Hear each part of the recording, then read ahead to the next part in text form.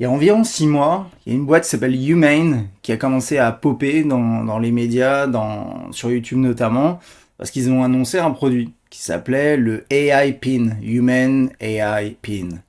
Ils ont publié une vidéo, d'ailleurs qui a fait pas mal de buzz pour des bonnes et des mauvaises raisons, c'est-à-dire qu'à la fois les gens se sont dit ce produit il est unique, et à la fois les gens se sont dit ils sont chelous ces deux personnes. L'idée c'est quoi? C'est que ça fait partie de ces produits qui sont des wearables. Ça fait très longtemps qu'on parle de produits qu'on peut porter sur soi. Les smartwatches, c'est un produit high-tech wearable. Là, on est dans la même gamme de typologies, on a la même typologie de produits. Il y a une lignée de produits qui essaye de dire ouais, on essaie de vous faire décrocher de vos écrans, ce qui est un objectif louable hein, au demeurant. Quand je dis écran, c'est surtout les smartphones, en l'occurrence, et avec l'aide de l'IA. Et ici, c'est vraiment ça. C'est un peu comme le Rabbit R1 sur le papier. Et ce qui est intéressant, c'est que ça fait quelques jours, il y a des reviews qui tombent parce que le produit a été déjà envoyé à des testeurs, à des journalistes. Il est disponible à la vente aux États-Unis. On peut l'acheter.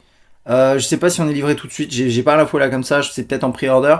Quoi qu'il en soit, voilà, c'est parti. Ça y est, les journalistes l'ont, le testent, et puis les reviews elles commencent à tomber, elles sont bien tombées là on va dire, et puis les résultats sont très très très mauvais. Avant de vous parler de ce qui se dit en tant que tel, je voulais vous parler rapidement de Human, parce que je pense que c'est important d'avoir un peu de contexte. Alors Human, c'est une boîte qui a été créée par Imran Chaudhry et Bethany Bongiorno, qui sont pas des gens qu'on connaît comme ça, voilà.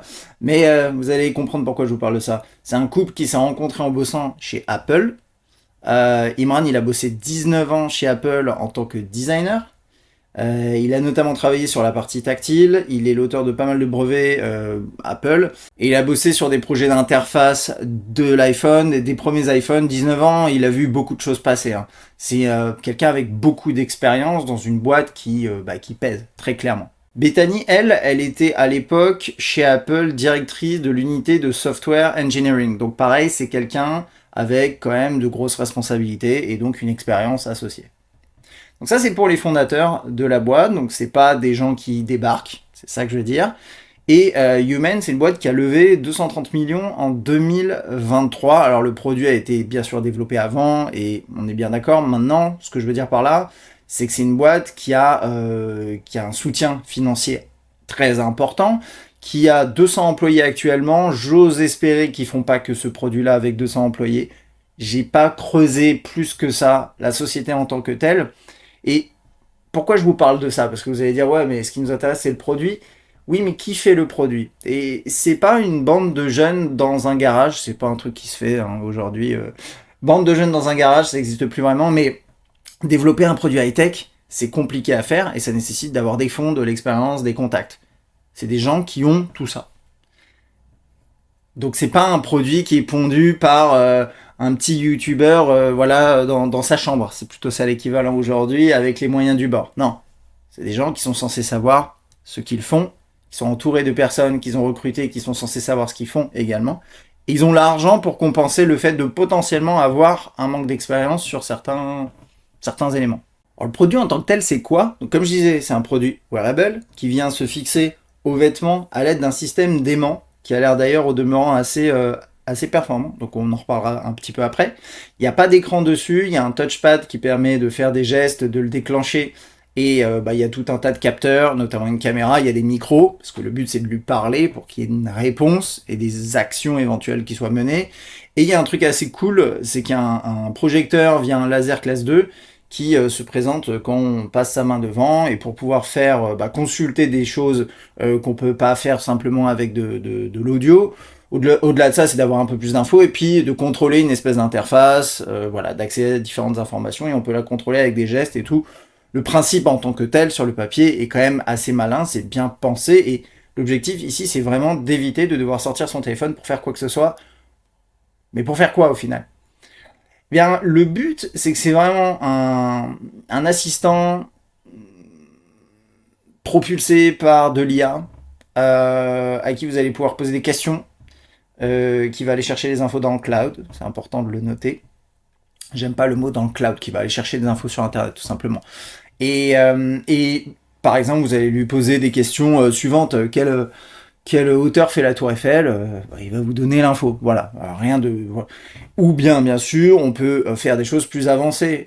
Vous allez pouvoir lui demander, par exemple, de lire de la musique, mais avec des questions un peu plus larges. C'est dire, ok, là je suis dans une humeur de type joyeuse. Est-ce que tu peux me mettre 1 heure de musique de ce type-là? Bon, c'est un exemple assez pourri, mais c'est ce genre de choses. Pour la musique, c'est un peu particulier. Ça se connecte uniquement à un seul et unique service qui est Tidal, qui est inconnu au bataillon en France quasiment, qui est un truc très très très américain et que je crois d'ailleurs ne cartonne pas des masses, mais voilà, je suis pas sûr de mon coup là. Ou bien des exemples qu'ils avaient sur le site pour la musique, c'est fais-moi une playlist de hip-hop qui parle de skateboard. Pourquoi pas quoi.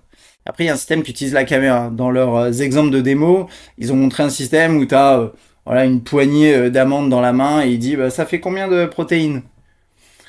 Théoriquement, ça veut dire qu'il identifie que c'est des amandes, il identifie à peu près combien t'en as. Bon, c'est jamais très précis, faut être honnête là-dessus. Et puis il te dit l'info nutritionnelle, ou bien tout simplement il te dit ok bah là tu pointes vers une voiture et tu veux connaître le modèle. Tu lui dis ok bah c'est quoi le modèle de la voiture qui est devant moi?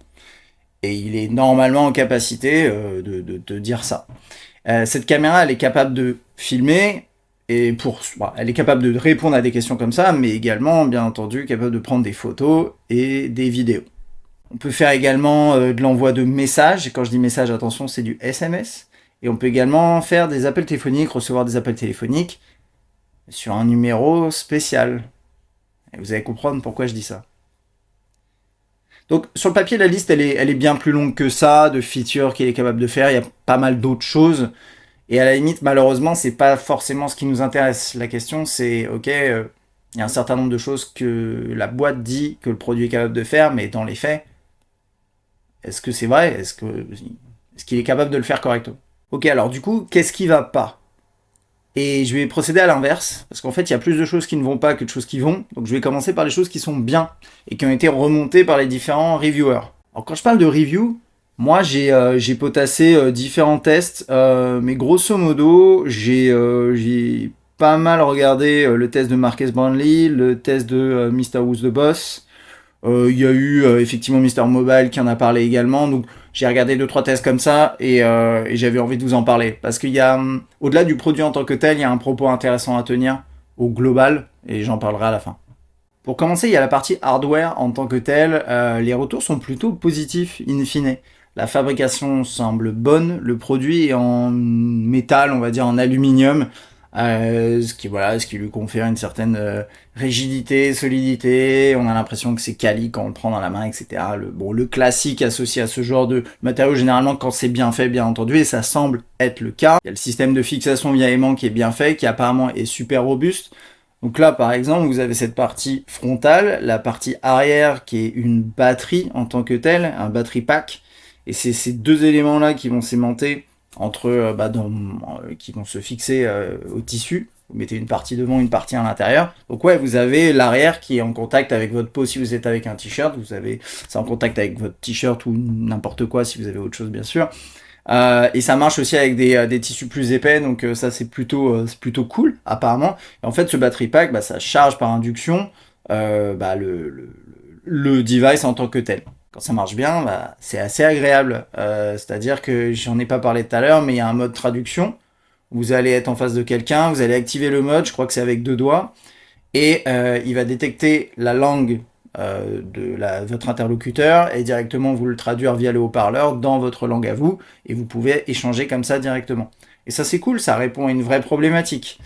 Donc ça c'est plutôt intéressant, même s'il y a un point lié au forfait dont je parlerai plus tard, qui vient quasiment défoncer ce principe, mais bon, on en reparlera après. Et le form factor est plutôt innovant, in fine. Je trouve que c'est bon. En ce moment, on voit pas mal de devices comme ça, mais le fait de le fixer à des vêtements de cette façon-là, esthétiquement, le produit est pas dégueulasse, c'est intéressant. C'est quand même innovant et intéressant sur le papier. Et puis, c'est à peu près tout. Pour commencer sur les points qui posent problème, je vais faire le lien avec le hardware. Le premier point, c'est que ouais, c'est du métal, c'est cool, mais à la fois, du coup, il est lourd. Et typiquement, ce que remontait Marques, c'est que tu le mets sur un t-shirt, là, comme là j'ai, Et en fait, ça tire dessus, tu marches, ça bouge. Si tu essaies de courir, bon, c'est même pas le sujet. Mais voilà, c'est pas très agréable. Et en fait, le but premier de ce produit qui est de dire, ok, il est sur toi, tu l'oublies, et tu as juste à lui parler, etc. Eh ben, il fonctionne pas, tout simplement parce que le produit est lourd. Après, je pense que effectivement, si tu le mets sur un manteau, si tu le mets sur une grosse chemise, ce genre de choses, tu dois pouvoir moins le sentir, c'est logique, si le textile est plus épais. Et ça, c'est d'ailleurs les exemples qui montrent à la base, dans la vidéo de Human. C'est ce genre de vêtements qui est utilisé. Donc ça explique aussi pourquoi. Mais voilà, ça c'est quand même un point à noter. Le principe d'être fixé un petit peu ici avec une caméra que tu peux pas trop voir et tu peux pas donc viser. Alors bien sûr, hein, le device fait que c'est comme ça, mais si tu veux prendre une photo, bah elle est jamais bien cadrée. Si tu veux filmer, bah, pareil, bah, pas bien cadré. Si tu veux dire, regarde cette voiture, et tu pointes là comme ça marchera pas forcément très bien parce que tu sais pas ce que lui est en train de voir, l'appareil est en train de voir. S'il y a plusieurs voitures devant toi, bah c'est un peu compliqué. Donc bref, c'est des détails comme ça, mais finalement à l'utilisation, c'est apparemment pas si simple que ça. Pour continuer sur tout ce qui est caméra, apparemment les photos et les vidéos réalisées par l'appareil sont assez dégueulasses. Dommage, parce qu'il y a la place en tant que tel pour avoir un beau capteur. La partie avec la projection laser, apparemment, c'est pas si simple à utiliser. Déjà d'un, faut être à un niveau spécifique. C'est-à-dire tu peux pas être là, tu peux pas être là, tu peux pas être là, faut être genre là. Si t'es pas là, tu vois pas. Ce qui rend en fait son utilisation pas très pratique. C'est-à-dire moi mon téléphone, si je le sors de ma poche, je peux le tenir ici, ici, ici où je veux, je vois l'écran, voilà, je peux l'utiliser. Donc ça c'est un point à noter. Donc tu dois poser ta main comme ça, il faut qu'elle soit très très plate pour que la projection soit lisible. C'est comme si ta main était un écran. Les gestes, apparemment, d'après les vidéos que j'ai vues, ça fonctionnait assez bien, mais bon, c'est toujours un truc qui peut être un peu compliqué au début à prendre en main, mais bon, ça, c'est pas forcément le sujet. Et puis, il est pas très lisible. Visiblement, quand tu as du texte, bah, c'est un peu compliqué, et puis quand tu es en extérieur, c'est absolument illisible. Donc, bon, dommage, c'était une belle innovation sur le papier, mais en réalité, l'exécution est pas dingue. L'autonomie est pas bonne du tout. De ce que j'ai vu dans les grandes lignes, on est sur moins d'une journée, voire parfois il y a eu des cas où il y a des testeurs qui ont dit qu'au bout de 2 heures, ça y est, il fallait déjà changer la batterie sans explication logique. Donc il y a peut-être des trucs software qui vont pas à optimiser, ok très bien, mais dans l'état aujourd'hui, c'est pas terrible. Et en plus de ça, bah, ce système de chargement on va dire, sans fil, chauffe beaucoup. C'est-à-dire c'est ça qui fait que l'appareil va chauffer. Et pour un terminal qu'on porte sur soi en permanence, bah, c'est super désagréable. Donc non seulement il est lourd, en plus il chauffe. Donc il n'y a en aucun cas la capacité d'oublier son existence en fait. Quand tu as un t-shirt par exemple, et même avec autre chose quoi. Donc ça c'est un peu dommage. Enfin c'est très dommage. Bon, et côté logiciel maintenant, là j'ai mis de côté la partie hardware, l'appareil est censé faire plein de choses, et dans les faits, le premier point, c'est qu'il est super lent. C'est-à-dire que vous allez lui parler, il enregistre ce que vous lui dites, ça part je sais pas trop où, ça travaille là-haut, ça travaille lentement là-haut, ça redescend, et après ça vous parle. Et en fait, c'est intéressant quand vous regardez la vidéo de démo à la base du produit, on voit que la personne qui fait la démo va poser la question, va combler le vide en disant oui, bah alors là, il est en train de se passer ça, blablabla, c'est très compliqué et tout, et puis d'un seul coup, le AI Pin va parler, et tu ressens pas du coup ce côté, t'attends 10 secondes comme ça, dans le vide après avoir demandé quelle météo il fera demain à Paris, quoi. Et ça, c'est en fait, c'est un des plus gros problèmes finalement, parce que ce côté pas instantané fait que à un moment, tu te dis mais attends, j'aurais plus vite fait de sortir mon téléphone. Et au-delà de ça, par rapport à la concurrence aujourd'hui sur le marché, parce que clairement une smartwatch Apple avec Siri intégré, c'est un concurrent direct du produit. C'est instantané, quasiment. Alexa qui est différent, on est d'accord, c'est généralement chez vous, et quoique remarque, tu l'as sur le smartphone, pareil, c'est instantané. Alors qu'ils ont accès à Internet, tout le monde a accès à Internet, bien entendu. Donc ça, c'est un problème de fond. C'est le problème de fond qui fait qu'au global, vous n'aurez pas envie d'utiliser le produit. Quand je parle de lenteur, c'est 10-15 secondes. Parfois, ça va beaucoup plus vite, mais apparemment, il y a un côté aléatoire. Et ça, c'est sur les questions qui ont nécessité d'aller chercher les infos là-haut. Quand c'est, par exemple, je sais pas quelle heure est-il, c'est instantané. Mais j'ai envie de dire encore heureux, quoi. Enfin, sinon, moi, j'ai une montre et c'est encore plus instantané. Enfin bon. Et j'ai pas de montre. Après, pour la qualité des réponses, visiblement, c'est assez mitigé. C'est-à-dire que parfois, c'est pertinent. Parfois, c'est faux. C'est-à-dire que l'IA va, ce qu'on appelle halluciner. Et ça, c'est chiant. C'est-à-dire halluciner, c'est quand elle te donne une réponse qui est fausse, mais sans prendre de pincettes du tout, en s'exprimant de manière à te faire comprendre que c'est la réalité. Et ça, c'est un vrai problème. Et d'ailleurs, c'est un problème de fond dans l'intelligence artificielle au niveau de la qualité de la donnée qui est de l'information qui est transmise. Et l'autre point qui est intéressant aussi, c'est qu'il y a toute une panoplie. Il y a des vidéos dédiées pour ça, je vous laisserai regarder. Vous tapez AI pin, truc pas dispo, enfin, et vous verrez qu'en fait, vous lui demandez de mettre un reminder, un rappel. Rappelle-moi dans 2 heures de faire ça. Fonctionnalité pas dispo. Vous lui demandez de faire un vrai guidage GPS entre guillemets. Ça marchera pas non plus. Il y a plein de trucs comme ça, assez basiques en fait, qui sont pas disponibles.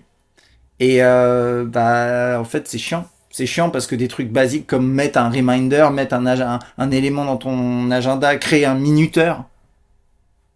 Putain, c'est pas normal que ce soit pas intégré de base, quoi. Et le produit, donc, il est autonome. C'est-à-dire qu'il a son propre forfait, son plan data, j'en reparlerai après. Il est pas dépendant d'un smartphone, ce qui à la fois, on peut dire que c'est une force. Je suis un peu dubitatif là-dessus, mais c'est surtout une faiblesse, parce qu'en fait, ce qu'il faut comprendre, c'est que le produit, il intègre pas d'apps. Il n'y a pas d'apps en tant que tel. Il n'y a pas d'écosystème à proprement parler. En tant que, enfin, il y a des features qui sont intégrées de base, mais ils n'ont pas communiqué sur l'ouverture d'une marketplace où on va pouvoir faire des apps. Et surtout, ils communiquent pas avec ton smartphone. C'est-à-dire que toutes les datas que tu as dans ton téléphone, il les connaît pas. Donc il a son propre petit écosystème, il connaît des gens que lui connaît. Il utilise le SMS pour envoyer des messages. Donc par exemple, si tu lui dis envoie un message sur WhatsApp à Axel, ça marchera pas. Il enverra un SMS. Si tu prends une photo et que tu lui dis partage cette photo à Axel, il enverra un SMS à Axel avec un lien vers la plateforme web de Humane, avec un lien qui permet de télécharger l'image. On est un peu en 2024, quoi. Tu vois, c'est un peu compliqué de faire ce genre de choses aujourd'hui, très clairement. Et du coup, en termes de données, oui, ok, il communique pas avec ton téléphone, ce qui peut être une force, j'en sais rien, mais dans tous les cas, voilà, quand tu lui parles, il te connaît pas. Il te connaît pas. Ton téléphone te connaît déjà à la perfection, même sûrement bien trop.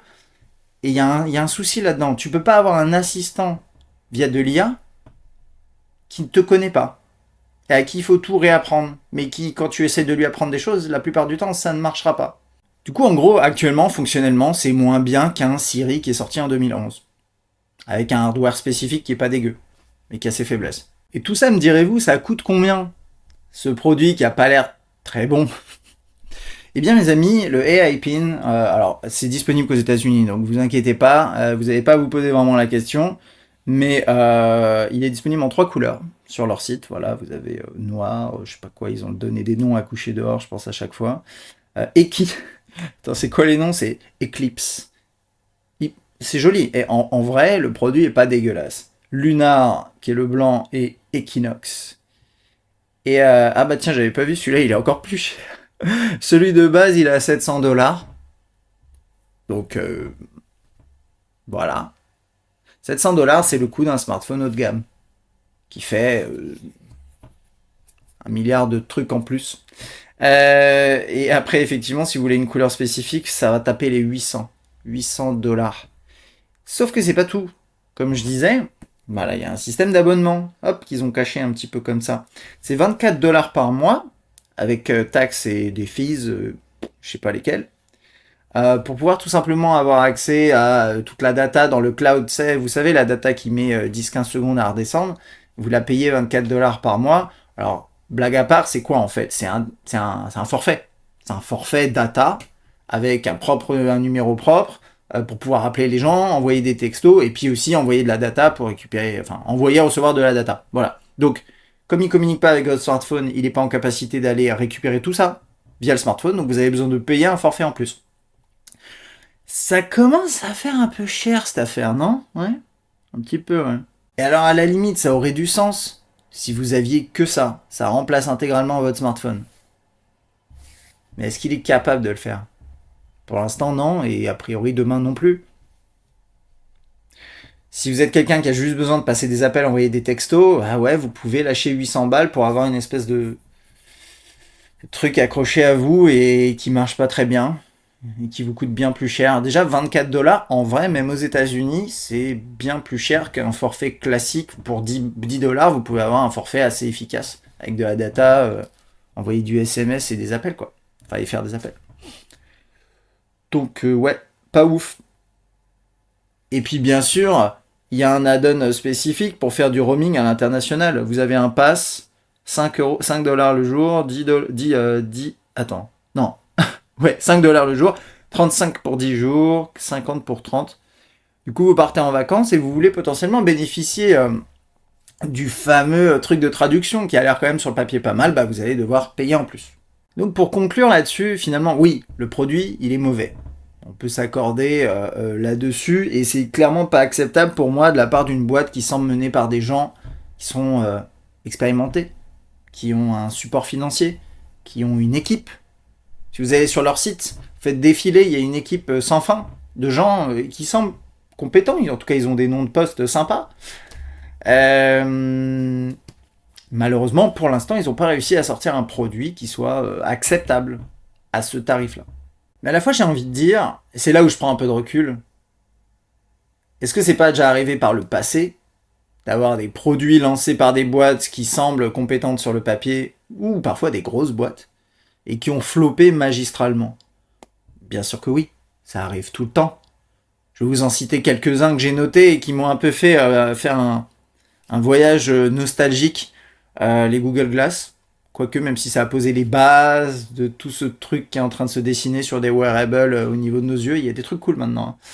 Stadia de chez Google. Wave. Vous vous souvenez de Google Wave? Ah, c'est du logiciel, hein, mais c'était une tuerie sur le papier, bon, ça a rien fait. Après, Google, c'est spécial. Google, c'est les spécialistes dans le fait de sortir des choses, hop, de les mettre à la poubelle, de leur laisser peu de chance, ou voilà, ils ont cette logique-là de R&D où ils font popper des projets tous les 5 matins. Le Fire Phone d'Amazon. Amazon, c'est pas quand même une entreprise, une petite PME de quartier. Le Note S7. Alors, je le cite, c'est un peu bâtard, mais il lui arrivait quand même des choses compliquées, comme par exemple prendre feu à cause de, je sais plus, c'était la batterie qui posait problème, voilà. Donc ça, c'est drôle, mais il a floppé à cause de ça. J'ai trouvé ça, le drone Karma de GoPro. Je savais même pas que GoPro avait sorti un drone. Et visiblement, il a floppé aussi. Je ne saurais pas vous dire pourquoi, mais intéressant. Je crois qu'il avait des problèmes aussi, malheureusement. Donc ça peut être lié à ça. En tant que tel, voilà, là, on a affaire à un produit qui sort, qui est financé par une boîte qui a de la thune, et qui a des problèmes. Donc bah, il va flopper, c'est sûr. Après, est-ce que demain, la boîte va pas sortir des V2, V3, et voilà. Mais il y a une question aussi de confiance. C'est un peu compliqué quand on démarre avec un produit qui marche pas. Le Palm Pre et au global tout l'écosystème WebOS. Ça vous parle? C'était stylé sur le papier, ça. Et il y a plein d'autres trucs, hein, je ne vais pas rentrer dans les détails. Le métaverse, à suivre. Bon, j'arrête la liste parce qu'elle peut être méga longue. Et d'ailleurs, ça me donne des idées de futures peut-être vidéos où on peut parler des trucs qui ont floppé. Parce que c'est intéressant de comprendre ce que c'était à l'époque, pourquoi ça a buzzé et puis pourquoi ça a floppé. Mais c'est un autre sujet. Et ce que je veux dire ici, c'est que oui, là, on a affaire à un produit qui a l'air réellement mauvais. Mais souvent, l'innovation passe par les échecs. Et d'ailleurs, globalement, pour arriver à un succès, on ne voit pas tout le nombre d'échecs qu'il y a eu avant. Donc, prenons un peu de recul. Voilà. L'innovation passe, à mon sens, par certains échecs, certains apprentissages. C'est absolument nécessaire. C'est dommage que ça passe par ici, toute une phase où on va mettre en avant un produit, tout le monde va commencer à avoir les yeux dessus pour au final s'en prendre plein la tronche parce que il est mauvais et il est mal pricé aussi. L'offre est pas bonne. Désolé, les calculs sont pas bons, Kevin.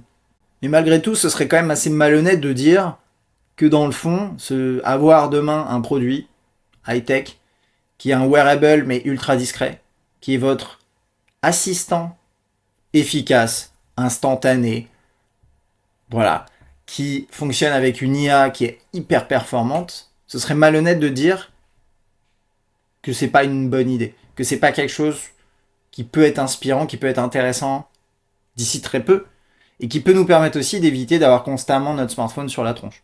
Voilà. Moi, je pense que derrière, il y a quand même quelque chose, et je pense qu'on est en train de gratter là-dedans depuis déjà des années, mais là, il y a, voilà, ça provoque cet échange, même si là, ça va flopper, c'est sûr, ça provoque cet échange, ça provoque cette réflexion, et moi, je pense que c'est pas une mauvaise chose, en tant que telle. Mais bon, ce qui est sûr, c'est que ça va pas se faire avec ce produit, peut-être même pas avec cette entreprise. À voir s'ils arrivent à rebondir. Je dis pas que ça y est, c'est terminé, le truc est à peine sorti, mais c'est un début un peu compliqué. Là, on a vu des produits se lancer, avoir des débuts compliqués et bien se rattraper, mais souvent c'est dans le jeu vidéo, typiquement. Je pense à No Man's Sky. Bref. Bon, voilà, c'est tout. Allez, ciao.